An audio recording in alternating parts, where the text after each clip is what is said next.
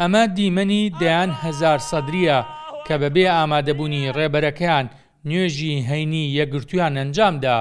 الله أكبر الله أكبر. في هذه الخطبة أحاول أن أقف عند مشرعة صاحب الذكرى. مقتدا سەدر لە ڕێی نوێنەرەکەیەوە شێخ مەحموود جەیاشی پەیامێکی سیاسی گەیاندە هێزە سیاسیەکان کە بەنیازن حکومەت پێک بهێنن. أبان تشكيل الحكومة من قبل بعض من لا نحسن الظن بهم.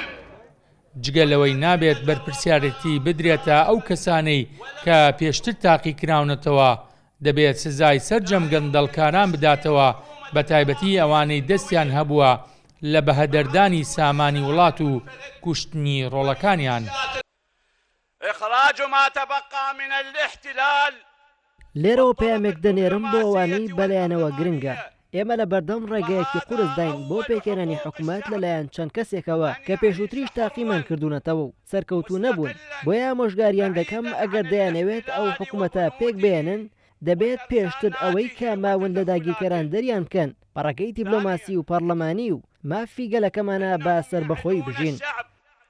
بأن تكون حكومتهم المقبلة ليست كسابقاتها.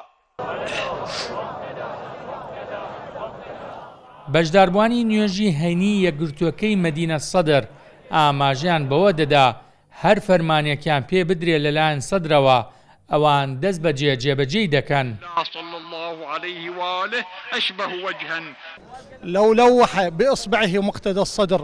سید مقتدا سەدر نامەیەک بنێرێ کە ئاب هەموو خەڵکە چەکێکە بەدەستیەوە. هەمومان مقتدا سەدرین، ئەو هەرچی فەرمانێکمان پێ بدات دەست بەجێ جێبەجێ دەکەین. سمعا وطاعة لقائدنا مقتدى الصدر. لو بعد أحر من هاي نحضر لأجل نحاكم الفاسدين. گەر لەم کەشە گەرمتر بێت هەر ئامادە دەبین. بە ساڵ لە ژێر ئەم گەرمایە دەبین بۆی گەندەڵکاران سزا بدەین. ئەوەی دەستی هەبوو لە وێرانکاری وڵاتمان و ڕادەستکردنی بەداگیرکەران دەبێت بە سزای بگەێنین. تعرف التيار أقصد من أبو الدورتين أبو الدورتين. ننتظر من سماحة السيد القائد مقتدى جوبري فرماني ريبرمان سيد مقتدى صدر دكين وآمادين بو هر فرمانك بو خدمت كردن و شاكسازي العراق بدات ومد دكين برو كناري آرام هنقاو بنين الأمور إلى خير بعونه تعالى. والظروف التي مر بها البلد بعد 2003. هەر لە پەیامەکەی سەدر داوای خزمەتکردنی زیاتری ناوچە تازە ئازادکراوەکان دەکرد و هەڵوەشاندنەوەی سەرجەم گروپە چەکدارەکان و دەرکردنی داگیرکەران بە شێوەیەکی دیبلۆماسی.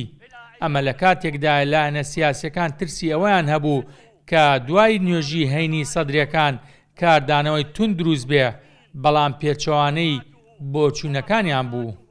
موجودة في مختلف فروع المعرفة الإسلامية كالقرآن والعقيدة والأخلاق وغيرها.